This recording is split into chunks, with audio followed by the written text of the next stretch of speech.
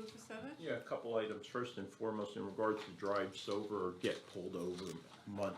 I think important for our under 21 or newer drivers to recognize that driving impaired actually begins with your first drink. A simple .02 blood alcohol content can get you 12 to 18 months suspension, 6 to 48 months in jail, and a $500 to a $5,000 fine.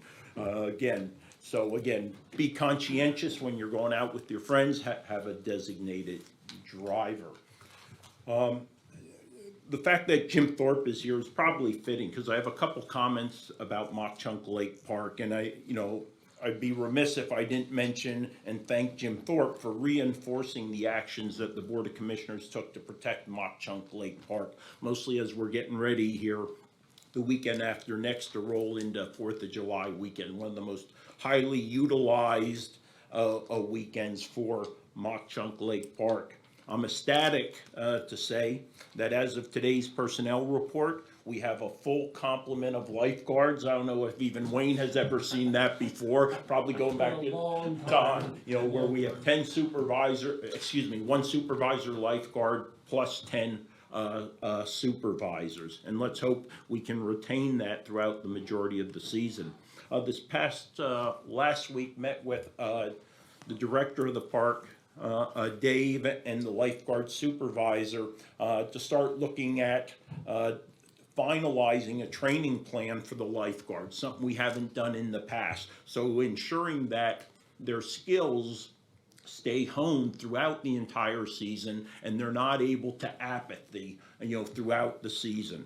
And as part of that, we subsequently met with our EMA director, and Mark Nalesnik is going to develop a tabletop exercise that we can run internal to the Parks Department to, again, test the response to a water rescue and recovery situation, with the aspiration to be, after we run the tabletop exercise in July, to look at the feasibility of an FTX, so go from a TTX to an FTX, a full training exercise in August, where we can bring in first responders, other entities and organizations who might have to respond to either a rescue or recovery. So good things moving forward in regards to fully maximizing the value of the lifeguard supervisor. We're also looking at the potential of procuring some valuable lifeguard training equipment, and that's being assessed right now. But the parks is moving forward with some communications gear to facilitate communications between the lifeguards as they're actually out there in their chairs and able to communicate back to the lifeguard station. As I mentioned, 4th of July, what a great month for county residents and others to connect or reconnect with Mock Chunk Lake Park. And I emphasize that reconnect or connect opportunity for 2 reasons.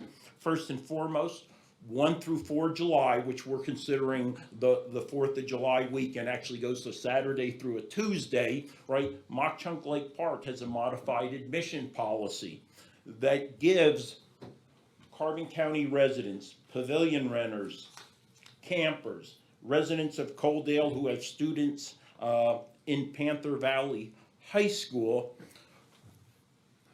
and membership holders kind of priority access to Mock Chunk Lake Park. And look at, for those individuals, county residents, $2 for children, free for children under 3, and it's simply $3 for adult for a full day of outdoor opportunity recreational experience. I must mention also, disabled individuals and senior citizens are also free at Mock Chunk Lake Park all days that the beach is open.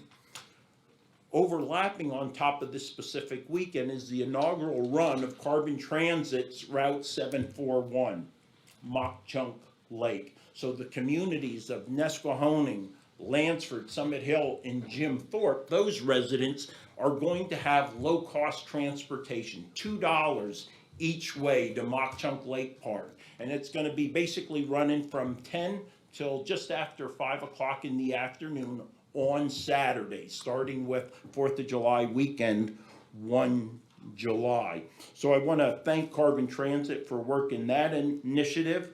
The routes are already published on the county website, our social media page, Carbon Transit. Those routes will be in Google Maps Transit by the end of next week also. And again, $2 to get to Mock Chunk Lake Park from those 4 communities. I hope the residents of those communities will take advantage of it. The buzz has been really strong so far on social media.